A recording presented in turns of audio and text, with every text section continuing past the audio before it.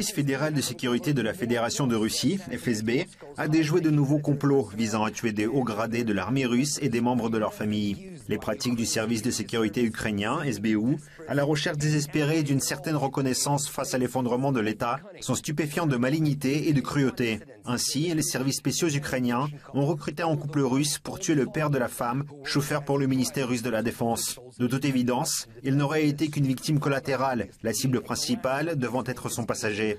Peu satisfait de son existence, le couple a déménagé en Ukraine en 2020. Ils rêvaient de vivre dans les Carpates, mais ils se sont installés d'abord à Kiev, puis à Mirgorod. Le mari, connu sous le nom de code Tesla, spécialiste en informatique, a perdu son emploi après le lancement de l'opération militaire spéciale par la Russie et selon son propre témoignage, n'a pas retrouvé de travail depuis.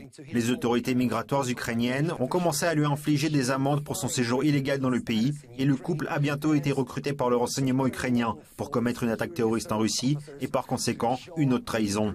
Environ 10 jours plus tard, d'autres agents des services spéciaux ukrainiens, Igor et Oleg, m'ont amené dans un appartement secret, rue Lysogorskaya à Kiev, où Alexei et Ruslan, aussi agents des services spéciaux, m'ont montré l'engin explosif que je devrais placer sous la voiture du ministère russe de la Défense. À l'époque, le service de sécurité ukrainien savait déjà que le père d'Anna travaillait comme chauffeur pour des hauts gradés de l'armée russe. Les informations recueillies par le FSB indiquent que non seulement Anna était parfaitement au courant des projets d'assassinat de son propre père, mais qu'elle a également encouragé activement son mari à mener à bien cette mission tout en restant en Ukraine. Ils avaient accepté d'agir en échange d'une récompense en argent et de la promesse d'obtenir la nationalité d'un pays européen. Je te dis que les problèmes d'organisation sont en train d'être résolus, tu comprends? Ce n'est pas la faute de quelqu'un, tu comprends?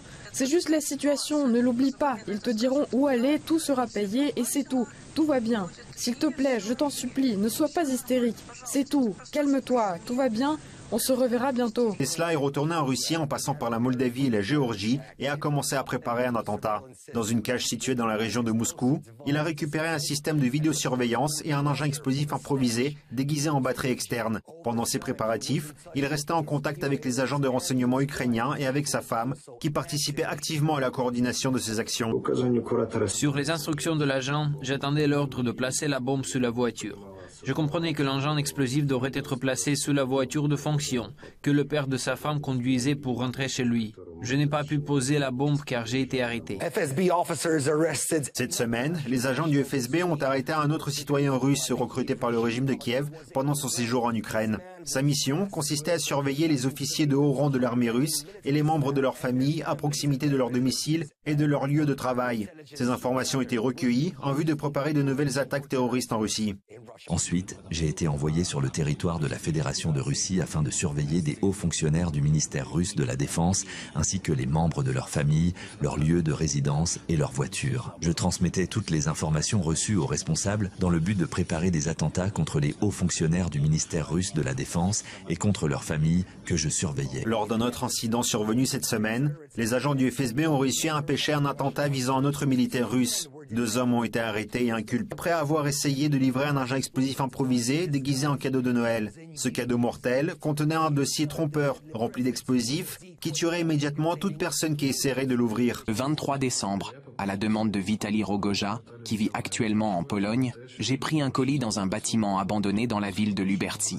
Ce colis devait être offert aux militaires du ministère russe de la Défense. Comme m'a dit Rogoja, le colis contenait une enveloppe surprise. J'ai demandé à mon ami de livrer le colis. Je n'ai pas pu lui donner le colis car j'ai été arrêté par les agents du FSB. Le service fédéral de sécurité estime que les équipements de communication saisis sur les terroristes et les explosifs ont été acheminés en Russie avec des appareils électroménagers, des outils et des pièces de rechange. Les enquêtes sur ces 3 affaires ont été ouvertes cette semaine. Les criminels ont été inculpés de trafic illégal d'explosifs, de préparation d'actes terroristes et de haute trahison. Ces crimes sont passibles d'une peine maximale d'emprisonnement à vie. Pour eux, la prise de conscience tardive de n'être que des pions et de la chair à canon pour les terroristes d'État du régime de Kiev serait une autre peine.